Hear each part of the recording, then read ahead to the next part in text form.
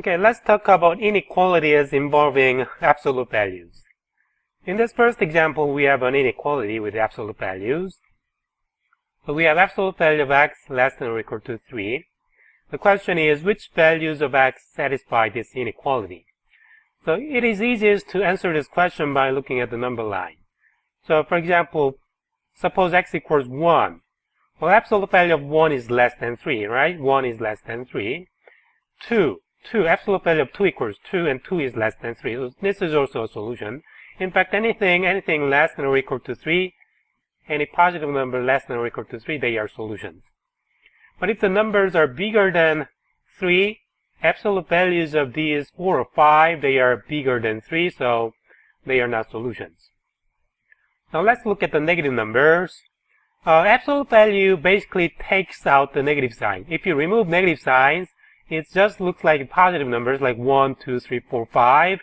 And the numbers satisfying this inequality, they are going to be the numbers like 1, 2, and 3 with negative signs. The numbers on this side like negative 4 or negative 5, they don't satisfy this inequality because if you take out the negative signs, they are 4 or 5, and those are the numbers bigger than 3, not less than or equal to 3. So the solutions are the numbers, the values of x between negative 3 and 3. Or in interval notation, this is from the interval from negative 3 to 3, including the boundaries. Okay, now let's look at the second example. The problem is similar, but the difference is the direction of the inequality. Now we are looking for the values of x whose absolute values are greater than or equal to 3. Okay, so here is the number 9, and we are looking for numbers that's big, greater than 3. Okay, so the numbers like 4 or 5, in fact, anything greater than or equal to 3, they are all solutions of this inequality. So now let's look at the negative numbers. Now if we take the negative sign out, the big numbers are like 4 and 5. So anything on this side of this number line, they are solutions of this inequality. So the solutions are the numbers less than or equal to negative 3, or the numbers greater than or equal to 3. Now if we write the solutions in interval notation, is the interval from negative infinity to negative 3, union the interval from 3 to infinity. Okay, now here is the idea that is worth remembering.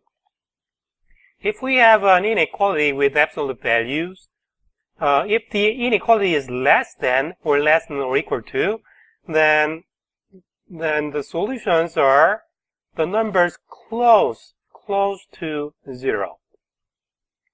We're looking for small numbers. On the other hand, if the inequality is greater than or equal to, then the solutions are big numbers like a less than or equal to negative b, or a greater than or equal to b. And this works when the number b is a positive number. The case when the b is a negative number, we're going to talk about it later in this video. Okay, here are more examples.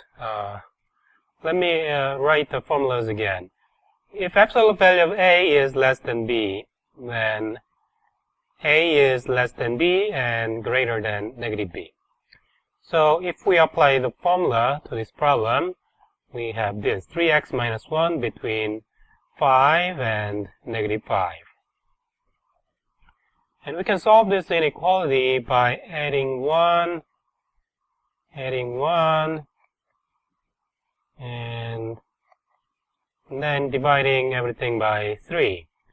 So if you divide everything by 3, we have negative 4/3 less than 3x over 3 is just x. 6 over 3 is 2.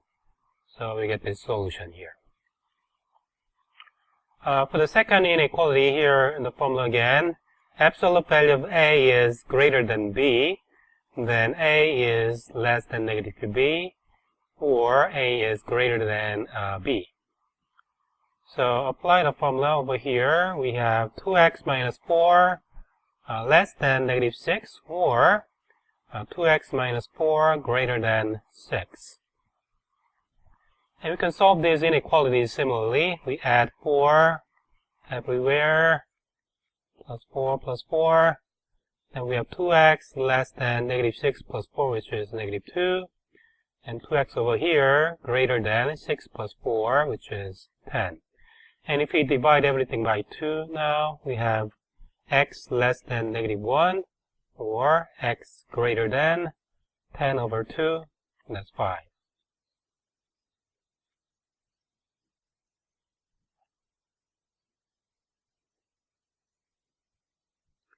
Okay, now let me talk about some special cases. These examples, we cannot apply the formulas I have given you before. Because if you look at the numbers on the right-hand side, we see some negative numbers and zeros. They are not positive numbers. So these are special cases. So for these special cases, we just have to use our common sense. So if we take the absolute value of something, some expression, this is going to be always greater than or equal to 0. It's not going to be a negative number. So on the number line, here is 0. Now if we take the absolute value of a, it goes somewhere here on the positive side. So in this first example, the inequality says, for which value of x do we have the absolute value less than negative 3? When do we have, here is negative 3, when do we have absolute value of that thing go here? Well, this can't happen. It has to go this side, not this side. So the answer is no, there is no solution. This can't happen. Second inequality is similar. If we have absolute value of less than 0, well, this can't happen because this is always greater than or equal to 0, not less than 0. So no solution. Now for the next example, we have to think a little bit.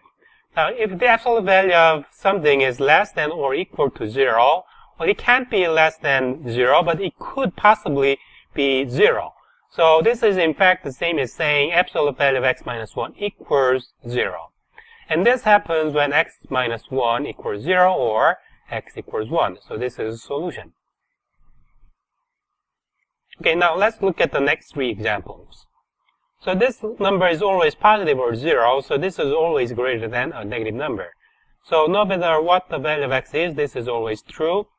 So all real numbers are solutions. In interval notation, we could write it as the interval from negative infinity to positive infinity, everything on the number line. Okay, for the next example, the answer is the same because if we have the absolute value of something, it is always greater than or equal to 0. So the same answer, or real numbers. And the next question, if absolute value of something is greater than 0, well, this is in fact the same as saying that the absolute value of x minus 1 is not, this is not 0. Okay, so if this is not 0, then x minus 1 is not 0, and this happens when x is not 1. In interval notation, we could write it this way. The interval from negative infinity, 1, union the interval from 1, infinity. All numbers less than 1 and all numbers greater than 1. The only thing missing here is the number 1.